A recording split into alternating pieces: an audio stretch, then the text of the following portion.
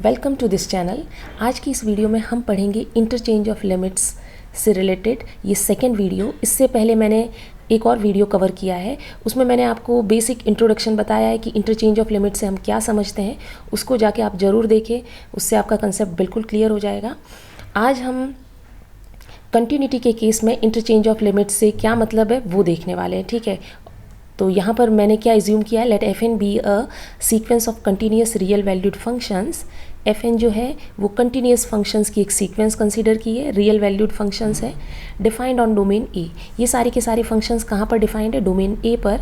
And suppose F N converging to F on set A, और पूरे के पूरे डोमेन पे ये सीक्वेंस ऑफ फंक्शंस जो है ये कन्वर्जेंट दी हुई है, और इनका लिमिट जो है, लिमिट फंक्शन वो क्या है, एफ है। Then can we do this. यहाँ पर मैंने दो लिमिट कंसीडर की है। पहली लिमिट है limit x tends to x not, और सेकेंड लिमिट है limit N tends to infinity. और किस पर अप्लाई कर रहे हैं, सीक्वेंस की nth टर्म पे, एफ एन एक्स पे, ठीक है। अब क्या मैं इस लिमिट का ऑर्डर एक्सचेंज कर सकती हूँ, इंटरचेंज कर सकते हैं हम, वही मैंने यहाँ पर किया है। Limit x tends to x not और limit N tends to infinity. पहले यहाँ पर एक्स पर लिमिट अप्लाई कर रहे हैं, फिर एन पर। यहाँ पर पहले एन पर लिमिट अप्लाई की जा रही है और फिर एक्स पर। एक्स नॉट जो है वो कोई भी डोमेन से पॉइंट लिया है, ठीक है, और n तो nth टर्म है, ठीक है, सीक्वेंस की, वो आप समझ सकते हैं। तो यहाँ पर दो लिमिट ये ली जा रही है, और इनका ऑर्डर इंटरचेंज किया जा सकता है या नहीं वो हमको देखना है, ठीक है। क्या वो हर केस में ट्रू है या फिर किसी केस में नहीं है, तो वो सब हम काउंटर एग्जाम्पल भी पढ़ेंगे। अब पहले तो देखिए, फंक्शंस जो है सीक्वेंस वो f को कन्वर्ज कर रही है, ये आपको दिया हुआ है। सेकेंड ये दिया हुआ है कि एफ एन जो है वो सारे के सारे वो कहाँ से कहाँ डिफाइंड है, ए डोमेन पर डिफाइंड है, ए से आर पर, और सारे फंक्शन कैसे हैं, कंटिन्यूस है, ये आपको दिया हुआ है। देखिए एफ एन एफ को कन्वर्ज कर रहा है, दैट मीन्स हम ये बात कर सकते हैं limit N tends to infinity, F N कितना होगा, एफ। ये तो आप समझते हैं, ठीक है। एफ एन ए पर कंटिन्यूस दिया हुआ है, इसका मतलब पूरे डोमेन पे कंटिन्यूस है, और अगर मैं कोई एक्स नॉट फिक्स पॉइंट लूँ ए का, तो उस पर भी कंटिन्यूस रहेगा। तो मैं क्या लिख सकती हूँ, limit x tends to x naught. अगर फंक्शन एफ एक्स नॉट पे कंटिन्यूस है, उसका मतलब एक्स नॉट पे लिमिटिंग वैल्यू, ये क्या है, लिमिटिंग वैल्यू है फंक्शन एफ एन की एक्स नॉट पे। ऐसे ही तो लिखोगे, limit x tends to x naught F N X naught, ये किसके इक्वल होगी, एफ एन एक्स नॉट के इक्वल। मतलब एफ एन की लिमिटिंग वैल्यू एक्स नॉट पे किसके इक्वल आनी चाहिए, फंक्शनल वैल्यू के। इसका मतलब हम ना limit x tends to x naught इसकी भी बात कर सकते हैं, limit N tends to infinity इस लिमिट की भी बात की जा सकती है। इन दोनों लिमिट को क्या मैं एक साथ लूँ एफ एन एक्स पे, दोनों ही लिमिट किस पे अप्लाई कर रहे हैं आप, एफ एन पे। तो अब इसमें किया क्या जा रहा है, limit N tends to infinity, limit x tends to x nought, इन दोनों को एक साथ ले रहे हैं। आप देखिए एफ एन में दोनों लिमिट को एक साथ लिया जा रहा है, फिर इनका ऑर्डर इंटरचेंज कर रहे हैं। क्या वो पॉसिबल है या नहीं वो आपको देखना है, ठीक है। तो चलिए हम देखते हैं। अब पहला केस मैं ले रही हूँ, आपको क्या दिया हुआ है कि एफ एन जो है वो एफ को कन्वर्ज कर रहा है। एफ एन जो है वो कैसे है, कंटिन्यूस फंक्शन है, ये कंडीशन गिवन है। एफ कंटिन्यूस है, लिमिटिंग फंक्शन ऐसा कुछ नहीं दिया हुआ है। कन्वर्जेंस जो है वो पॉइंट वाइज है, यूनिफॉर्म है, ये भी कुछ नहीं लिखा है। तो फर्स्ट केस में क्या लेके चल रही हूँ, मान लेते हैं कि कन्वर्जेंस जो है वो कैसी है, यूनिफॉर्म है, ठीक है। ये आप मान के चलिए कि एफ एन एफ को कन्वर्ज कर रहा है uniformly. F N continuous functions की एक सीक्वेंस दी हुई है, तब क्या लिमिट का इंटरचेंज कर सकते हैं या नहीं। तो चलिए पहले मैं लेके चल रही हूँ limit N tends to infinity, limit x tends to x naught F N X बराबर। पहले इस लिमिट को हम कैलकुलेट करते हैं, फिर ऑर्डर इंटरचेंज करेंगे दोनों लिमिट का। अब देखिए पहले हमको क्या लिमिट अप्लाई करनी है, X tends to x naught. X tends to x naught जब आप करेंगे, F N X, F N क्या है, कंटिन्यूस फंक्शन है, कंटिन्यूस पूरे डोमेन पे है, एक्स नॉट पे भी होंगे, तो लिमिटिंग वैल्यू एक्स नॉट पे किसके इक्वल आएगी, फंक्शनल वैल्यू। तो इतना मैं लिख सकती हूँ F N X naught, okay. Next अब हम अप्लाई कर रहे हैं limit N tends to infinity. F N N tends to infinity पे कहाँ पे जा रहा है, एफ पे, तो ये किस में कन्वर्ट हो जाएगा, एफ एक्स नॉट पे, करेक्ट। तो इस वाले लिमिट की तो वैल्यू क्या आई है, एफ एक्स नॉट। चलिए अब हम ऑर्डर इंटरचेंज करते हैं। पहले मैं किसको अप्लाई करूँगी, एन की लिमिट को पहले अप्लाई करूँगी, और फिर एक्स पर हम लिमिट लेंगे। तो limit x tends to x naught, limit N tends to infinity. N जब इन्फिनिटी को टेंड करेगा तो एफ एन की क्या वैल्यू आएगी, एफ एन जो सीक्वेंस है वो किसको कन्वर्ज कर रही है, एफ को। तो ये तो simply limiting value of sequence, ठीक है। तो वो जो भी कन्वर्ज कर रही है और जो लिमिट दी हुई है उसको आपको पुट करना है। तो यहाँ पे तो क्या आ जाएगा, एफ एक्स, बराबर। अब limit x tends to x naught F X की क्या वैल्यू आएगी ये मुझे लिखना है। अब यहाँ पे ये क्वेश्चन आ जाता है कि f, अब देखिए ये लिमिटिंग वैल्यू है f की एट पॉइंट x नॉट।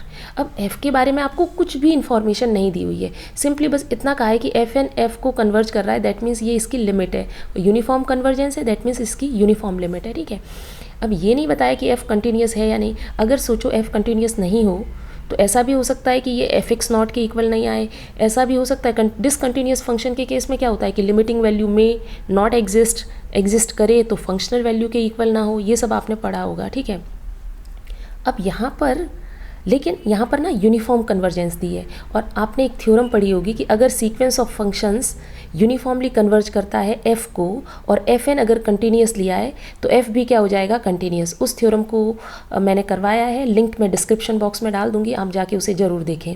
हमने क्या पढ़ा है, सीक्वेंस ऑफ फंक्शन अगर यूनिफॉर्मली कन्वर्ज करे, सीक्वेंस की हर टर्म कंटिन्यूस है तो लिमिटिंग फंक्शन भी क्या होगा, कंटिन्यूस। तो यहाँ से आप क्या बोलेंगे, एफ एन एफ को कन्वर्ज कर रहा है, एफ एन कंटिन्यूस है, तो यहाँ से डायरेक्ट कंक्लूजन निकल जाएगा कि f भी क्या हो जाएगा, f is also continuous on domain A, ठीक है। ये आप इजीली लिख सकते हैं। तो अब f अगर कंटिन्यूस है डोमेन ए पर तो वो x नॉट पे भी कंटिन्यूस होगा, तो f की लिमिटिंग वैल्यू x नॉट पे किसके इक्वल होगी, f की फंक्शनल वैल्यू के इक्वल, ठीक है। तो दोनों ही क्या आ रहे हैं, सेम वैल्यू आ रहे हैं। दैट मीन्स यूनिफॉर्म कन्वर्जेंस के केस में हम क्या कर सकते हैं, लिमिट को इंटरचेंज किया जा सकता है। तो आप सिंपली ये बोल सकते हैं कि जो क्वेश्चन पूछा है वो उसका आंसर क्या रहेगा, yes it holds true in case of uniform convergence. अब आपको क्या देखना है कि अगर एफ एन एफ को पॉइंट वाइज कन्वर्ज करे तो क्या मैं इंटरचेंज कर सकती हूँ लिमिट, तो चलिए ऐसा नहीं होगा। अगर मैं यहाँ पर लूँ कि एफ एन एफ को कन्वर्ज कर रहा है पॉइंट वाइज और एफ एन आपको कंटिन्यूस फंक्शन दिए हैं और फिर आपसे पूछा जाए कि क्या मैं अब लिमिट का ऑर्डर एक्सचेंज कर सकती हूँ या नहीं, तो वो आप नहीं कर सकते। प्रॉब्लम कहाँ पे आएगी, देखिए फर्स्ट वाली जब आप लिमिट फाइंड आउट करेंगे पॉइंट वाइज कन्वर्जेंस में तो सेम आंसर आएगा, F N X naught, F N continuous है तो एन टेंड्स टू इन्फिनिटी पे क्या आ जाएगा, एफ एक्स नॉट। ये तो करेक्ट है, इसमें कहीं आप एफ का यूज़ ही नहीं कर रहे हैं, ठीक है, एफ की कंटिन्यूटी का। नेक्स्ट जब आप सेकेंड वाला निकालेंगे तो सेकेंड में ये जो यहाँ पर आते ही आप क्या हो जाएंगे, आगे आप नहीं बढ़ पाएंगे। कैसे, limit x tends to x naught F X. अब यहाँ पर f का कंटिन्यूस होना ज़रूरी है, तभी आप क्या लिख पाएंगे, एफ एक्स नॉट। अगर f कंटिन्यूस नहीं है तो उसकी लिमिटिंग वैल्यू ज़रूरी नहीं है फंक्शनल वैल्यू के इक्वल आए, समझ रहे हैं आप। और f जो कंटिन्यूटी की गारंटी है वो सिर्फ यूनिफॉर्म कन्वर्जेंस में है। अगर एफ एन एफ को पॉइंट वाइज कन्वर्ज कर रहा है और एफ एन कंटिन्यूस लिए गए हैं तो ज़रूरी नहीं है f कंटिन्यूस हो। तब ऐसा भी होता है कि f क्या किसी किसी केस में ऐसा भी मिल सकता है कि f कैसे हो, डिसकंटिन्यूस हो। f अगर डिसकंटिन्यूस होंगे तो लिमिटिंग वैल्यू फंक्शनल वैल्यू के इक्वल ही नहीं रहेगी। लिमिटिंग वैल्यू अगर फंक्शनल वैल्यू के इक्वल है तो वो कंटिन्यूस फंक्शन होते हैं। तो मैं इसका एक काउंटर एग्जाम्पल आपको देने वाली हूँ। That means interchange of limit जो है वो कब पॉसिबल है, in case of uniform convergence. In case of pointwise convergence we can not interchange order of limit, ठीक है। चलिए मैं उसका काउंटर एग्जाम्पल देती हूँ। मैं एक ऐसी सीक्वेंस कंस्ट्रक्ट करूँगी जो पॉइंट वाइज कन्वर्ज करे किसी f को, एफ एन सारे के सारे कंटिन्यूस हो बट उसकी पॉइंट वाइज लिमिट जो है वो कंटिन्यूस नहीं होगी। तो उसके लिए मैंने काउंटर एग्जाम्पल लिया है, F N X equals to X to the power N. X जो है वो डिफाइंड है क्लोज इंटरवल 0 to 1, ठीक है। इसका मतलब क्या है कि ये सीक्वेंस ऑफ फंक्शन है और ये डोमेन दिया गया है, ठीक है। अब यहाँ पर आप क्लियरली देख सकते हैं ये फंक्शंस कैसे है, पॉलिनोमियल है सिंपली, ठीक है, X to the power N, और ये कंटिन्यूस है everywhere on set of real number. यहाँ तो 0 to 1 है, तो मैं इतना तो लिख सकती हूँ कि एफ एन जो है आर कंटिन्यूस फंक्शंस, ठीक है। ये कंटिन्यूस फंक्शंस की एक सीक्वेंस दी हुई है तो 0 1 पे भी कंटिन्यूस होंगे, ठीक है।